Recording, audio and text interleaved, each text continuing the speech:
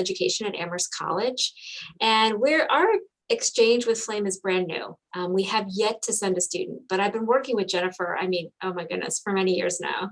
And we're really excited that, I've learned a lot from Jennifer about the exchange with Flame, and we're excited to kind of send students together.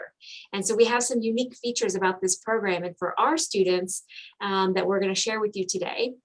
We have a couple short videos that help give you really the flavor of living at Flame.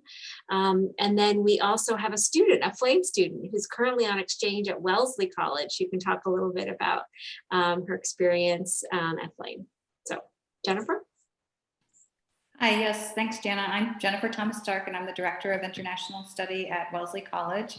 I had the pleasure of being able to visit Flame a few years ago with Nilima and the faculty delegation, and just really fell in love with the university there and the people and the philosophy of the place, and was really excited to come back and work with Nilima and our faculty committee on setting up this exchange. It's been slow for us to get started too. We've had one student go to and spend a semester at Flame. And then we've had, she had a fantastic experience.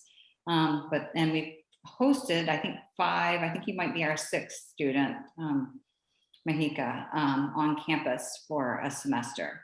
And they've been just really lovely students, have really thrived at Wellesley, I think, and added a lot to our community. And so I'm excited to get more students over there when we can. Nilima. Oh, hi everyone. I'm Nilima Shuklabhat. I'm professor in religious studies and South Asia studies at Wellesley. And I'm so happy that we are now meeting. We started working on Flame collaboration with Wellesley back in 2017. And for some months before that. So now it is coming to fruition in some ways. And in addition to this one student that actually went to Flame for a semester in January of 2019, we had a winter session in India program, and there were 18 students, and we spent 8 days on Flame campus. And all our students absolutely loved the campus. They also attended classes. They loved that experience too. And Pune is also a very good city to be in. It's youthful, it's full of life. And I think there is a film institute there, which is also an attraction. So it is it was a very enriching experience for our students. So I'm happy to be here. Thank you. So to kick us off, we're going to show this video, just an overview about liberal education in India and Flame in particular.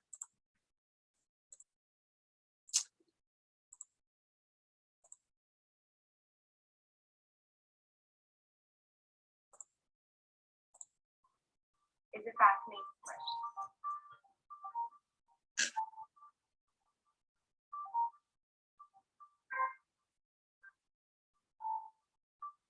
There are more things in this universe than can be understood using the tools and techniques of a single discipline.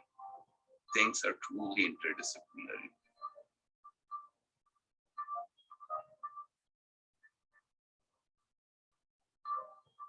We're living in a time of transition. Obviously, this country is remaking itself. And if there's anything that's going to help that progress, it is a certain radical change with education at the college level. This place gives a student the space to learn, unrestricted by the boundary of the curriculum. Learning here is interdisciplinary, and you are learning through different experiences in the program. Liberal education for me means that students explore different possibilities, where you begin to meander through the different courses. So whether it's the humanities, whether it's the social sciences, whether it's the fine and performing arts, or even the physical and natural sciences, the objective is to enable students to explore different disciplines. It is the freedom to choose whatever you like at your own leisure and to make mistakes. I can choose from history and biology, and I can do accounts with that. Currently, I'm studying international relations and filmmaking, but I'm also taking subjects like visual art and history of rock. You are expected to juggle disparate ideas in your mind and look for intersections between them. You want them to look for commonality in these different disciplines that are superficially different. Let's say cultural anthropology and sports. I do have no attribution background. It's my idea, like to explore something which I've never done.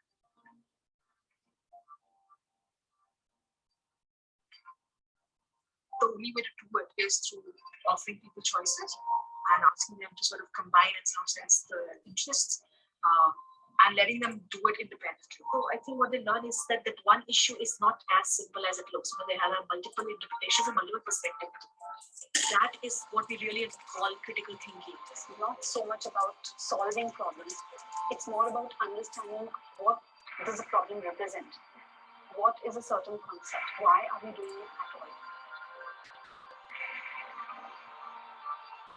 The idea is to create something original, that your efforts contribute to the field overall, with your original thought, change the way in which the field thinks. I'd be very happy if my students end up questioning everything around them. I'd be very happy if they're alive, inquisitive.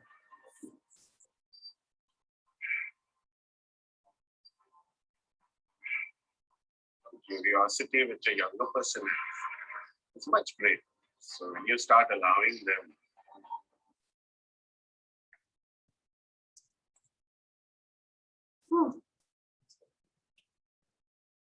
Apologies, an abrupt. Congratulations to the class Oh, of sorry.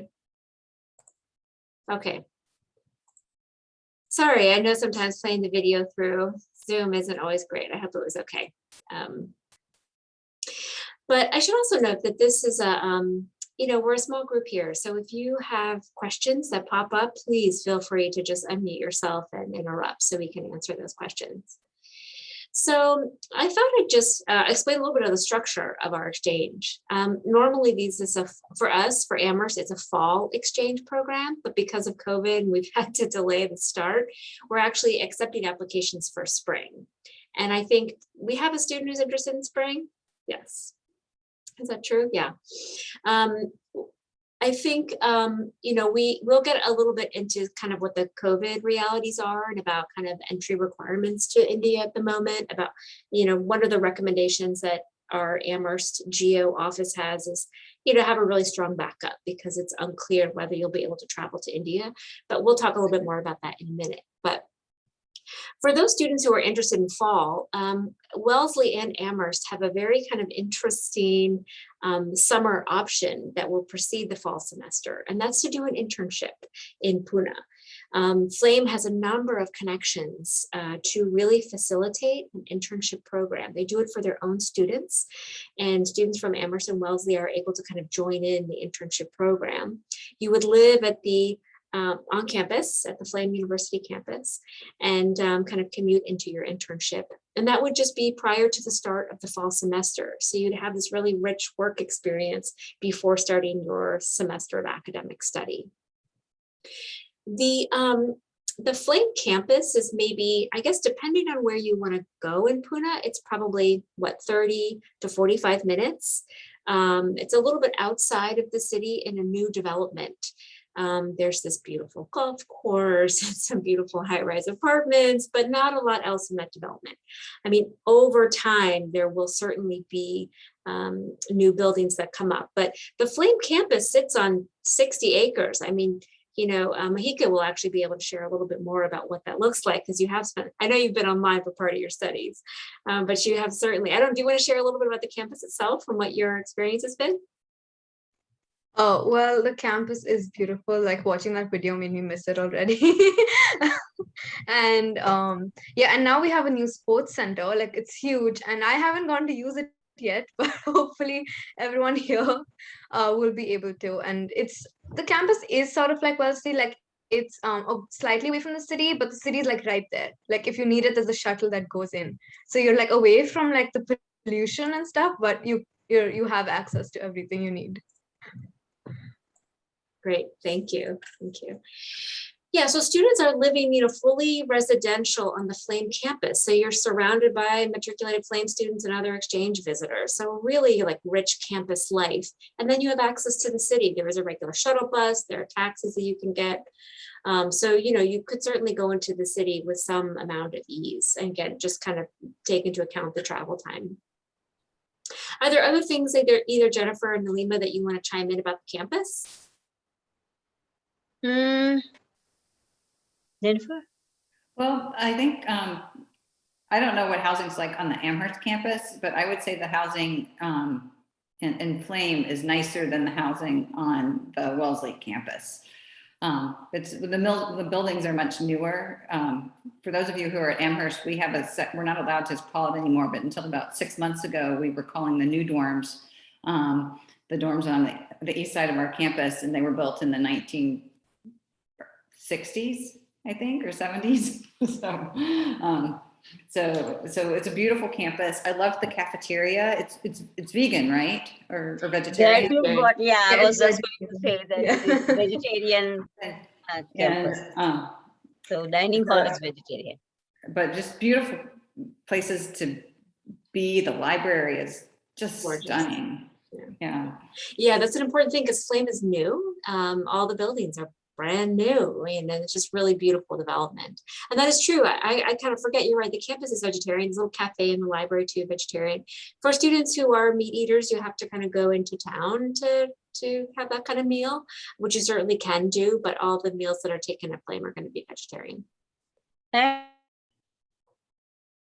But there is now a little place outside, right outside the campus gate, where you can get, so non-vegetarian people can get chicken or whatever they want. Outside. Yeah, because I think that the students were kind of feeling deprived. And so there is now a place where you can go right outside. The little kiosk outside the gate or a new place? A new place. Oh, great. Okay. That was, I saw it in 2019. I have not gone there after that, but yeah, it was Great. there in 2019. Yeah. Question. So in terms of like the internship program, do you have that same opportunity if you're studying abroad in the spring, or is that only in the fall? No, I checked yesterday because I had you in mind, Jantika. So I asked if spring students would have the opportunity also. So you can, if you want, you can, I think semester ends in May, and then you have a little bit time to travel if you want, and then they have a 6-week internship. And so you can come back to Flame campus and do your internship also. Yeah, Meenakshi. So, but also just to confirm, so the internship opportunity, whether you do fall or spring, like it does have to be attached to a semester. Like you can't just do the summer on its own, right? Right. For Amherst, that's right. Yeah. Okay. Yeah. And for Amherst, you can actually apply for funding from Loeb. So we have some funding attached to it. Great. So as you know, we've talked a little bit about like liberal arts within Flame. And I think one of the signature features, and probably one of the features that you all are really keen to hear about, is the Discover India program. I think when I visited Flame several years ago, it was something I was just completely blown away by. I mean, the campus is beautiful. The faculty are committed. The students are so interesting. And when I learned about the Discover India program, it was like, I couldn't believe the work that students were producing, this concept of this intense year-long project with these student pods. I mean, it was just truly remarkable. So I'm going to show a very brief video of this, and then I'd love to hear from Nalima and also from Mahika, because I think you must have done your DIP last year. It probably looks a little different because of the field component. It was probably less or comparable. Yeah, we couldn't go on field. It was online. That was sad. Online. Yeah. But you can maybe speak a little bit to kind of to that experience. So let me pull this up, and then we can dive in with some faculty and student perspectives. The wonders you seek around you, into a boundless world.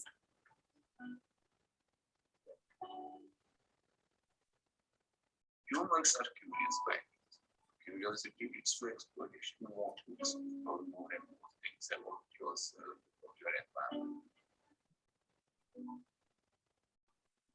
I just go back to the quote that you only learn when you get exploration only teaches you what is really there.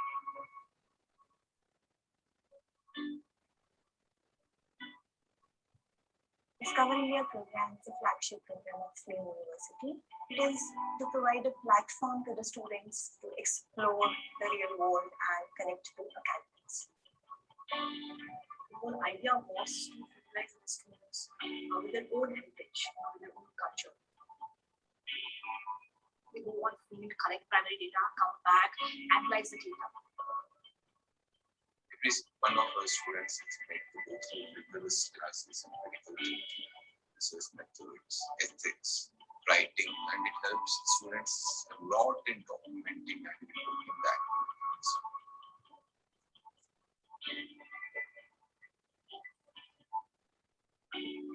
There's a sociological perspective, there's ethnographic, anthropological perspectives, there's fine and performing arts. The whole idea is to be this active, engaging citizen. What are we products of our environment? Underlying many of our different identities are common roots. Let your instincts take you away. Experience the unknown. Conflict the unforeseen. Culture, tradition, or heritage can't be sustained without practice. And practice has to be done through an immersion. Some of the topics that students have done are very, very rare and there is very less documentation. For example, Ayappan Thiyat, that is a ritual which is performed by trading families in Kerala. And there are just 8 families left in India.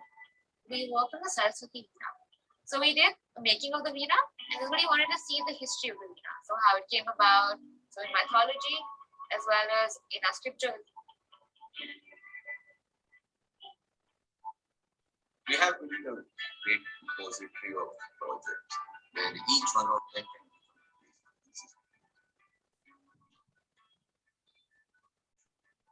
be When you actually start exploring these things, you realize that there's more to it than just media. Research can actually also let you explore different facets of yourself.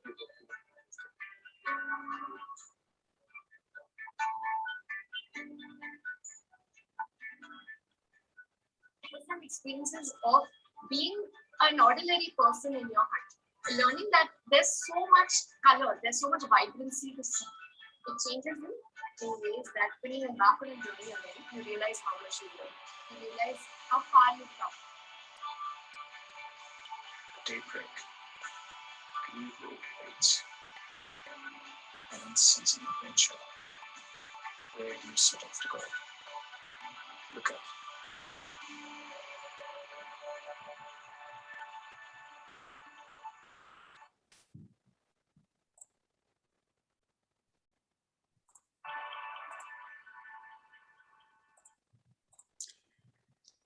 So you get a little snapshot of this really unique program. I would really love for Mahika to talk about what the DIP was. Again, I know it looked really different in COVID, but you know, there is something really unique about doing the research, choosing the student group.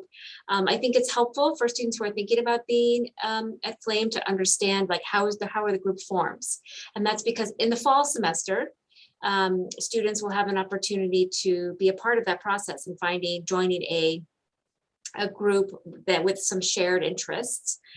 Although if you go in the spring, you actually join existing groups because DIP is a full year program. So if you come in the spring semester, you're kind of coming mid-year. So you'll have a kind of a shorter list of projects to choose from.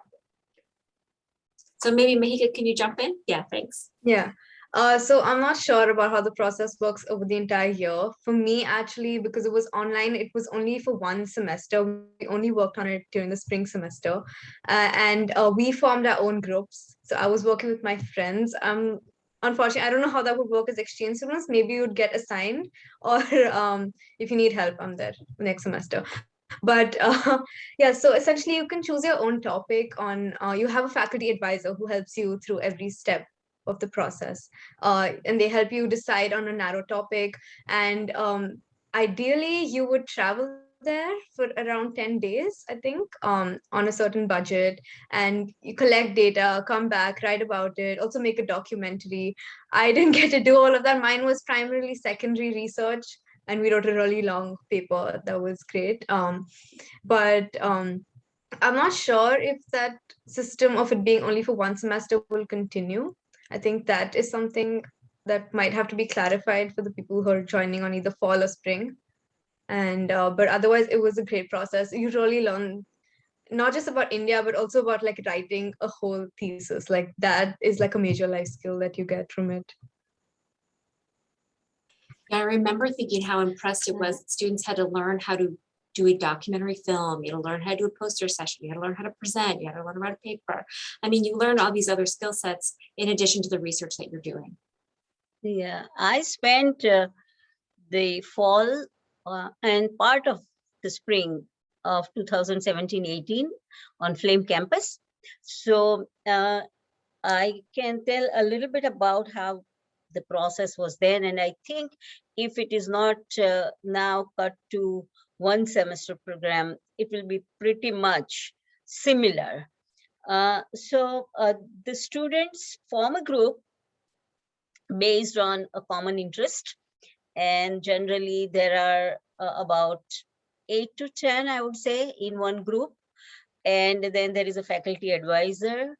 And because these projects also have a lot of ethnography attached to them, they also get some academic training in how to do ethnography and things. And in this one, in the one that we saw, it was mainly cultural aspects, but in the past couple of years, now there have been more science-based projects also. So the one I remember clearly was about tigers in central India, which were a species that is fast disappearing. And the other one that I remember was about a species of camels, which is found only in deserts of India.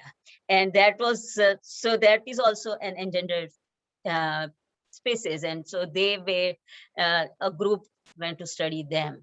And so that was very exciting. The students form a group, there is an advisor, they get extensive training in doing ethnography and all steps of research. And but I think when I was there, I was affiliated with one group, not as their advisor, but kind of a informal guide, because it was on Banaras, the Hindu pilgrimage site. And it was really interesting. The most interesting aspect I found, at that time they went in, I think they went in fall.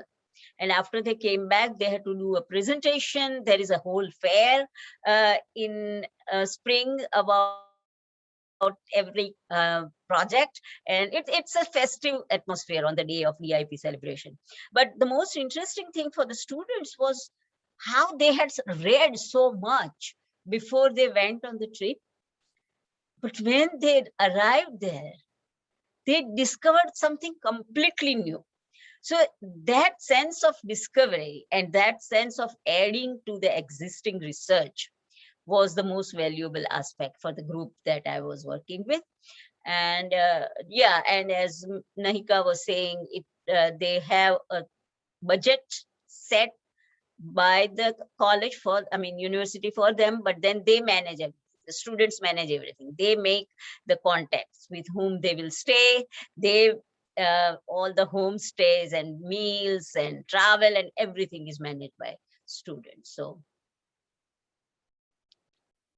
So do people do the Discover India program in conjunction with like 4 or 5 classes? It's a 3-credit class. So you take 4 other 3-credit classes, and then DIP is a 3-credit class. Okay, so then for the upcoming academic year, would like the 10-day excursion happen in the spring semester probably if the groups are being formed in the fall? Yeah, I confirmed. It is going to, last year it was in February, and I think they are going to continue that in the coming years. So for students who are on exchange and for a single semester, your experience, depending on what semester you study, is a little bit different.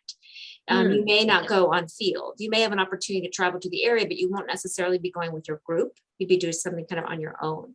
But what you do is you participate in the research that's being done in that semester. For exchange students, we kind of created a specific syllabus, which means you'll have your own kind of research paper. You'll be doing research with your group, but you'll do your own research paper, so you'll get credit for that particular course. Yeah, and for those who are going in the spring, because a lot of preliminary work would be done in the fall semester, they can be, the exchange students can be a part of a group via Zoom, and then keep up with, so that when they come, they are not completely new to the project. So. Great. Other questions about DIP? Sorry, I had a quick question. Obviously, I know that everything's unpredictable with the pandemic, but I was just kind of wondering, like, whether there is any sense of how much the program this coming spring will resemble normal times and how much will be on Zoom. And sort of like as an extension of that, I was also wondering about classes and all of that, but I know that's a bigger question. Yeah, So in fact, it's probably a good time we can kind of maybe talk a little bit about what we're calling kind of COVID realities. I mean, obviously it's hard to know what fall of 22 will look like. But we do have a better idea of what spring 22 looks like. So right now, and he can attest to this, instruction at Flame has been exclusively online and no students have been allowed to be in residence. Now, we had a meeting yesterday with some Flame colleagues, and they won't know until after the Diwali break about whether the local government will allow students to return to campus. That's actually too late for Amherst. So, we're kind of recommending, if you don't know by mid-October, if things haven't changed, we're going to recommend that you choose another location, because that's just too late for us for our deadlines. They are requiring vaccination. COVID testing will be a part of the semester if they are in residence. There is an infirmary that can take care of students. There's also hospitals in town if students need other care. I mean, there certainly is protocols in place, but it's the local government that's really going to dictate whether students can be back on campus or not. And at present, they can't. All students that are learning online. There is one additional piece is upon return from India. At the moment, the US still has a presidential proclamation, which says that travelers from India, any traveler from India, regardless of what nationality or passport you hold, you must be in another country for 2 weeks